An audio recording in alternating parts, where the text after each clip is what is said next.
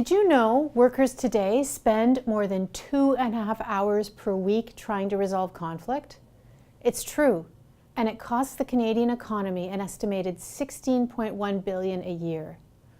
What is conflict costing your business? How is it affecting you and your employees right now? Hi, I'm Dr. Jeanette Bicknell, professional mediator and specialist in conflict resolution. I'm also a student of karate and I'm training for my black belt. So I know that sparring can be fun, but nobody needs a fight when they go to work. I specialize in managing conflict in organizations, stepping into the ring to help people resolve matters when they get out of hand. Managing conflict is a critical skill set for every leader these days, but it can be hard to know where to start. Today, I want to help you in these 3 simple ways. 1, to understand conflict and where it comes from. 2, to recognize how conflict escalates. And most important of all, 3, to catch conflict early. Because the best way to prevent bad feelings from escalating into conflict is knowing the signs and dealing with things right away. So let's take a look. Conflict is disagreement or competition plus mutual hostility. For example, you and I might disagree on whether karate or aikido is the best martial art, but this likely won't become a conflict because there's no mutual hostility between us. Where does mutual hostility come from?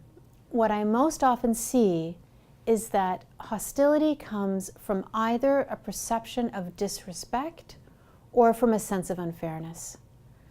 For example, maybe one person got a promotion and the other didn't, or one person is given a bigger bonus or more vacation days or some kind of special treatment by the boss. A perception of unfairness is a huge driver of conflict. So how does conflict grow? I've created this model to show how it all happens. So things go on, you've got your everyday ups and downs in the office with little disagreements, and then one day there's a more serious incident. Now, the cause could be anything, it doesn't really matter. At this point, someone will step in, usually a supervisor, will step in to smooth things over. And all too often this intervention fails. Maybe that person is seen as biased, maybe they lack the proper skills. For whatever reason, people involved in the conflict don't feel heard or understood. This failed intervention leads to a dramatic increase in stress. Eventually, communication breaks down, work is no longer getting done, and the organization is weaker. You might even lose your best people because no one likes drama. When conflict escalates and is allowed to go on without a resolution, it can become distracting and costly to an organization.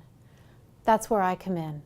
I help resolve the issue at hand, and I can also train people who will be doing the interventions to be more successful in the future.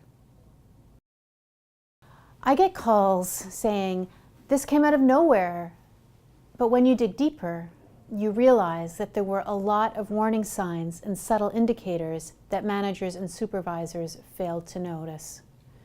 Things like a high rate of absenteeism and stress leaves, people asking to work from home. This might indicate they don't want to be in the office or they're avoiding someone. Negative gossip. Now, in any organization, there's going to be some workplace chatter. That's not necessarily a bad thing. But when it gets to be overwhelming, you should be alerted that something is wrong. People working through back channels. They're not dealing with one another directly.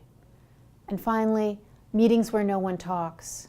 Surface harmony may mask deeper conflicts, and too much silence should sound as a big warning bell. Now that you understand conflict, recognize how it escalates, and see how to catch it early, you might need outside support. If so, please pick up the phone and give me a call or shoot me a quick email to schedule a chat or a visit. I'm Dr. Jeanette Bicknell, professional mediator. Less conflict, more success.